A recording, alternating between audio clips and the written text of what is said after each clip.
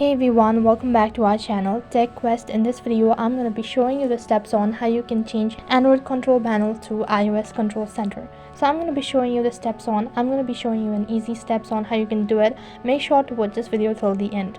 So in order to change your Android control panel to iOS control center, you'll not be able to do it from the settings. For this method you'll have to download a third-party application.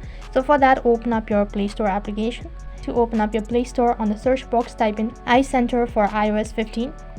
So once you find this application, click on install in order to run this application on your device. After you're done installing it, click on open. You'll have to enable all of the necessary permissions, so go to settings, click on it. Now click on notification access right on top, click on iControl. Once you do that, toggle the switch, enable all of the necessary permission, click on allow once again, and then head back to the same page. And for the step number 2, click on appear on top.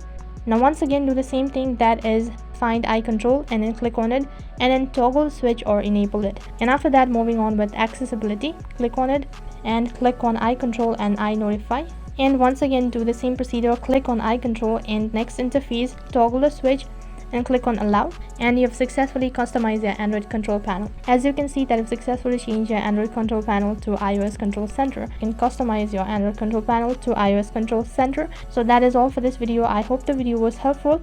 Make sure to like, share and subscribe to our channel. Thank you for watching.